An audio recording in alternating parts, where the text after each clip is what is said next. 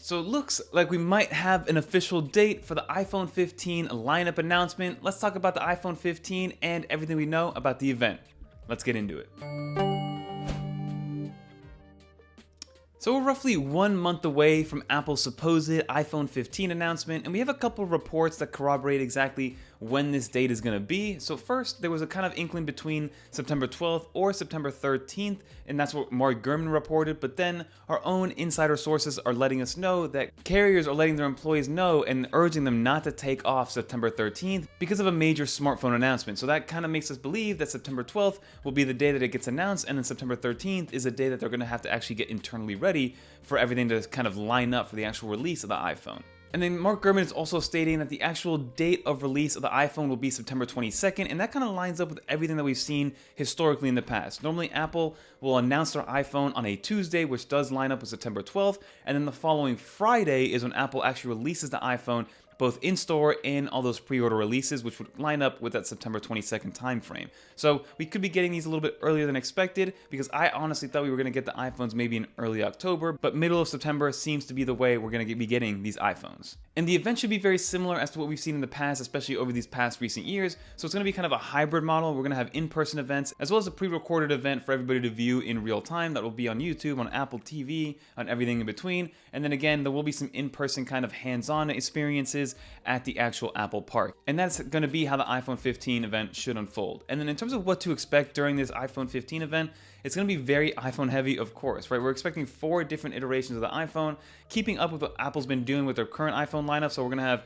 an iPhone 15, an iPhone 15 Plus, an iPhone 15 Pro, and then an iPhone 15 Pro Max or Ultra. And we've had some videos kind of describing everything in terms of what we know about the lineup itself. But just to give you a quick rundown on what we know about these iPhones so far, so the iPhone 15 and the 15 Plus will be kind of very similar to what we saw last year, except apparently Apple's already going to be bringing the dynamic island that we saw in the Pros with the 14, but now bringing it down to the kind of the regular iPhone model. So the iPhone 15 and 15 Plus will be the same sizes respectively, and will still have the same screen text, so no ProMotion or anything like that, but it will bring the dynamic island to give the entire lineup kind of a uniformity across the board, so every iPhone has that dynamic island.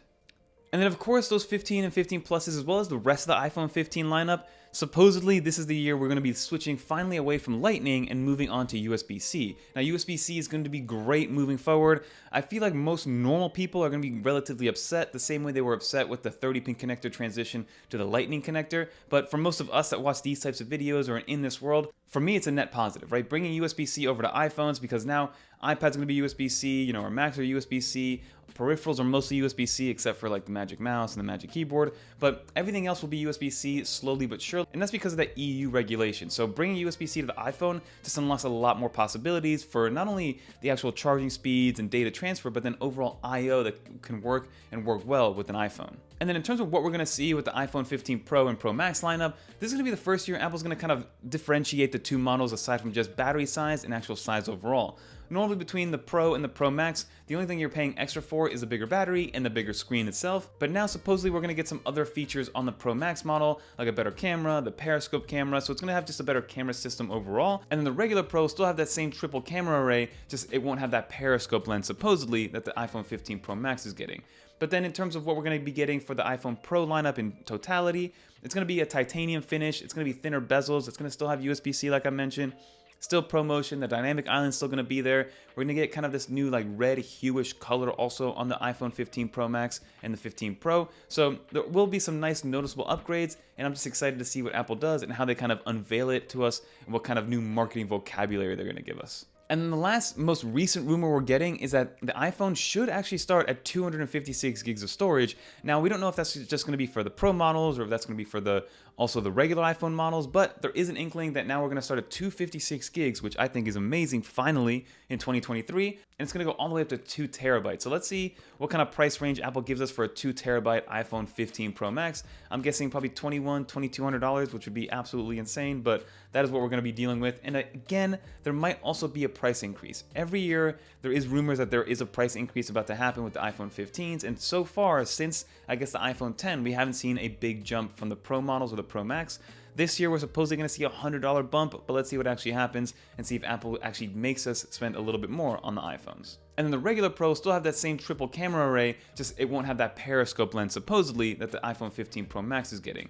But then in terms of what we're going to be getting for the iPhone Pro lineup in totality, it's going to be a titanium finish, it's going to be thinner bezels, it's going to still have USB-C like I mentioned, still ProMotion, the dynamic island's still going to be there. We're going to get kind of this new like red hueish color also on the iPhone 15 Pro Max and the 15 Pro. So there will be some nice noticeable upgrades, and I'm just excited to see what Apple does and how they kind of unveil it to us and what kind of new marketing vocabulary they're going to give us.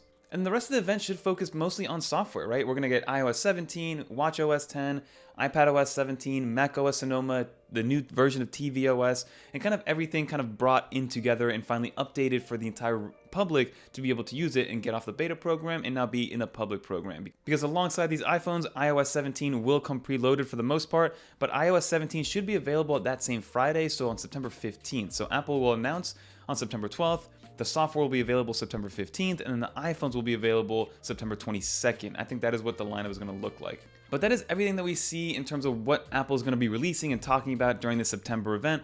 I'm really excited for these new iPhones. Like, this is the first time in a little while that I've been excited about an iPhone because, first off, I'm coming from the iPhone 13 Pro Max, so I don't have things like the dynamic island or the bigger 50 megapixel camera, so those things are going to be new for me. And then on top of that, thinner bezels, titanium finish, USB-C, so all that stuff is going to be amazing to bring over to a new upgraded iPhone 15 Pro Max. Again, yes, they're just slabs of glass and metal at the end of the day. There's no folding tech, there's nothing kind of game-changing, but you know, Apple's good at what they do, and now they're really focusing on software and kind of solidifying their ecosystem around and kind of, again, locking you in for better or for worse. And, you know, for me, everything I use is Apple, so everything kind of talks to each other so seamlessly and well that, you know, being more locked in there normally is a net positive as well. But let me know with a comment down below. Are you guys excited for this event? What are you guys expecting overall? Do you think Apple's going to give us a one more thing, maybe a little bit more of a sneak preview into Vision OS and their Vision Pro that they're going to be releasing early next year? I think Apple will probably carve out a section of the presentation for giving us an update at least on Vision OS.